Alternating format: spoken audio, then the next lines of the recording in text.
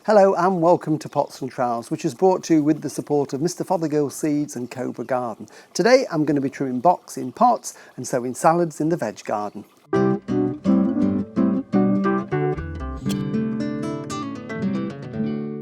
Hello and welcome to Pots and Trowels. We're going to start this week out in the veg plot doing a bit of sowing, but I just want to remind you about any tender vegetables that you might have grown. Bear in mind it's not the middle of May yet and we can still get some cold weather and frosty nights. So things like sweet corn, runner beans, French beans, courgettes, marrows, they're all classed as tender, and if they get frosted they're going to be damaged. So keep them in their cell trays, keep them in their pots, stand them out in the day when it's a lovely warm day like it is today, but if frost forecast, put them in at night, and only when you're sure the danger of frost has gone can you plant them out. And for me in North Yorkshire, I normally wait until around about the third or fourth week in the month. But moving on to things that we can do now.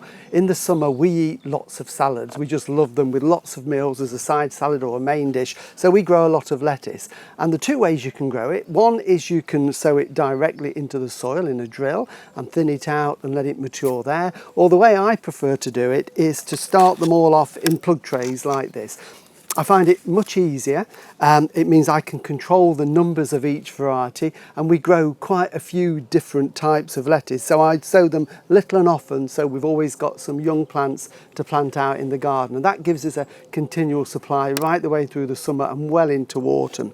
So when it comes to choosing them, there are loads and loads of different types. You can get, the heart-in lettuce, the pointy lettuce, the lettuce leaves, and all the other crops, like the mixed leaves and the rocket, some herby flavours in there as well. So real good selection. So if you're going to sow them in plug trays, this was a big plug tray that I've just cut it into a smaller section, just a bit of fine multi-purpose compost in there, and all we do is literally very, very simply, I'm just going to sow a little pinch of seed. Now this one is lettuce salad bowl red, so it's one of these cut and pick again, you keep pulling the leaves and more grow from the centre of the plant, and so it lasts ages, and you can multi-sow those. So all I'm going to do is, I haven't got my dibber with me, so this is my dibber today. Just make a little depression in the compost like that, and then it is literally just 2, 3, 4 seeds. It doesn't really matter how many seeds we're putting in each one,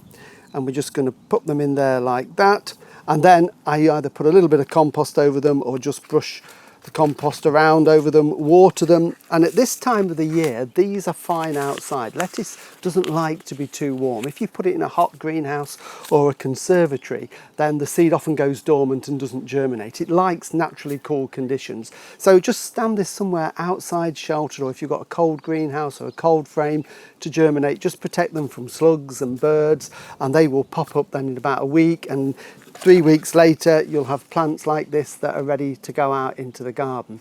Now the other way I mentioned is that you can sow them directly into the garden, and if we just look down here, what I've done is I've taken out a drill, as we would do with lots of different sowing techniques, and then you would just sprinkle the seed very thinly along that row, cover them over, water them in dry weather, and up they come. As you thin them, you can eat them and then leave them a wider space in to mature. But a very easy way, if you're not ever so keen or confident on sowing, if you've never done them before, you can buy these, and you can buy them for all sorts of vegetables: carrots, parsnips, beetroot, lettuces, and these are easy sow. The seed is on a tape, and they're really, really clever. And what we need to do is just to pull those apart. It's got 3 rows there, so just they're perforated, so they just ease apart. I'm going to put those back in the bag, and then if I open that up, you will see in this tape the seeds are between 2 layers of paper, so they're all spaced evenly for you. And literally all we do is just here, I've taken out a drill, a fairly wide drill for these, and then it's just a case of laying the tape there. It wants to be about 1/2 inch deep in the soil, and it's just a case of unfolding that down there, and I'll finish that in a minute, making sure that's on the base, and then I'm just going to brush that over with some soil, making sure that it's buried like that. So there's about 1/2 inch of soil on there. Just level that over like that. So we've got the seeds evenly sown there without all this messing about. And then finally, we need to give them a drink, because what happens is the moisture will dissolve that paper and they will start to grow away. And they'll be through in about a week, 10 days time, and you can thin them and eat them as they mature. And then in my packet I've got 2 more strips, so I can sow another one in about 3 weeks time and another one 3 weeks after that. And again, we're going to get lettuce right the way through the summer.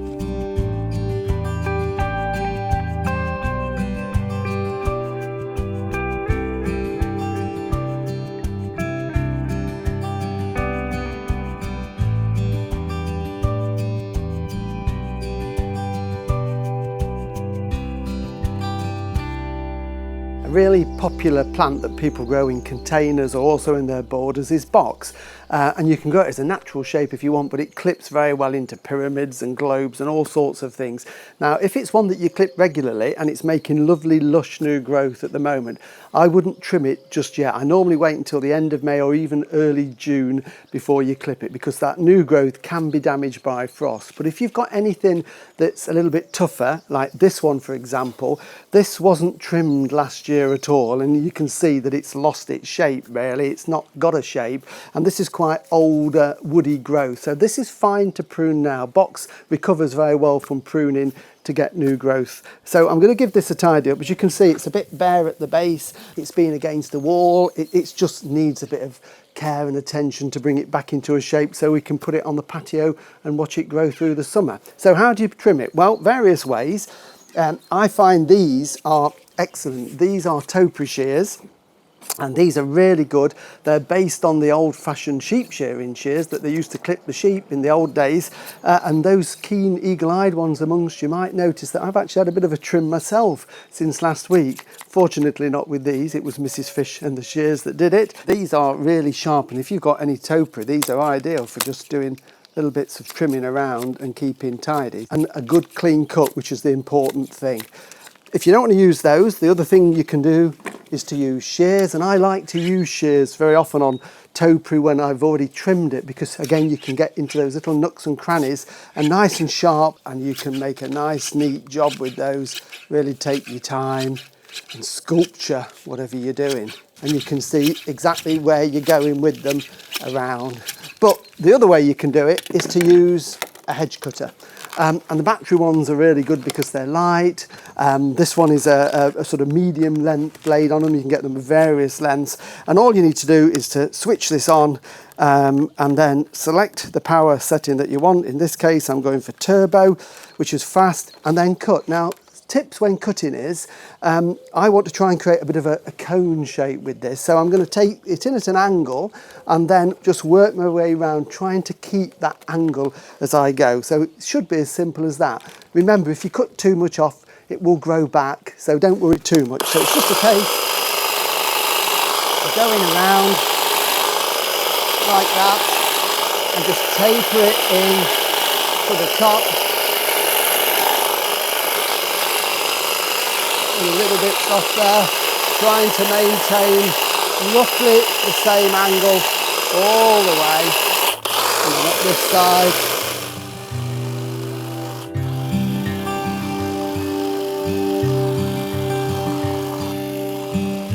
Stop and have a look at it. It needs a bit more off there.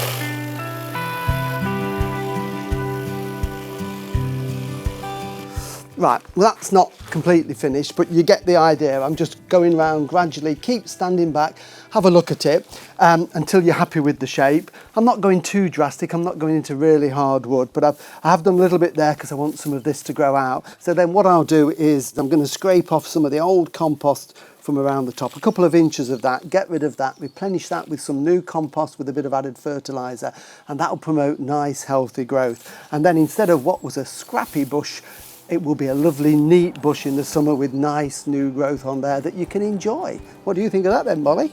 Yeah, it's good, isn't it? Not bad, eh? Are you ready for a trim now? I think you are. Yes.